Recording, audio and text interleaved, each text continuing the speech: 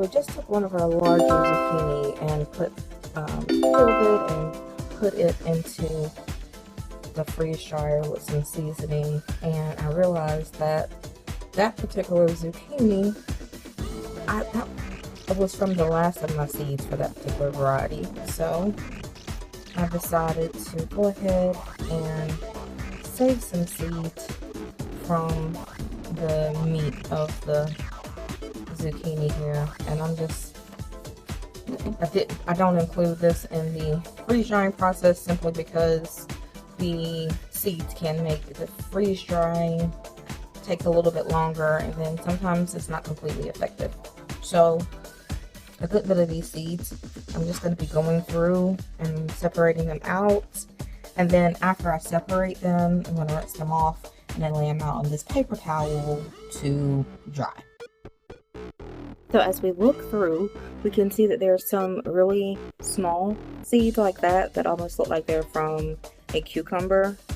These would be considered immature seeds, but the rest of these larger ones, full-size thick ones, they are good to go. Now, from the process, you can see here, I cut one. I'll probably discard that one. That one. It'll be a lot easier to deal with them once they're dry. But I'm just going through now and trying to see if I can get like some of that pulp that may have been residual. Remove that. But that'll also be a little bit easier to remove once these are dry. So at this point, how long do I need to wait before I decide to plant these seeds? Now, this is something that I don't necessarily agree with, but a lot of the information says to wait till these are completely dry. Like, that can take some weeks. That can take anywhere from 2 to 6 weeks for these to fully dry, depending on where you have them. All right, how are you drying them? If I put these outside in an unprotected area, the birds are definitely going to get them. So these will very likely be drying in the house. I have taken these seeds and planted them within a week after harvesting them and found success. So yeah, you know, it is what it is.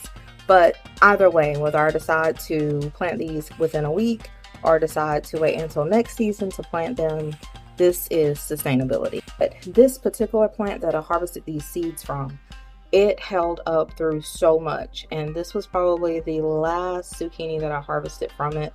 It grew, I think, while we were out of town maybe, or I just overlooked it. It got really big. Well, I'm going to cook it. And I could have, you know, when they're larger, you can peel the skin off of them, take these larger seeds out, and, you know, use the meat that way, and it's fine. Not tough, not bitter, or anything like that. But I wanted to make sure, no matter what I did, I saved the seeds from this particular plant because its genetics are very strong. So just remember that when you're seed saving, it's not just about the seed, but it is about the plant and the fruit that produce the seed. So you're going to want plants that have done really well for that season. Maybe in your area you have an issue with a certain type of bug, and this particular plant was obscenely resistant to this bug this year. That is the plant that you're going to want to take seeds from, okay? Maybe there's a particular fungus. Was it drought? Was it cold that the plant was resistant to? That it's whatever it is, that desirable quality, those seeds you're going to want from that particular plant, a fruit from that particular plant, okay? Not just anyone. It's like a breeding program almost, where the strongest survive. And you are helping the strongest survive by harvesting the seeds from the strongest plant. Hope that helps. Grow big from home.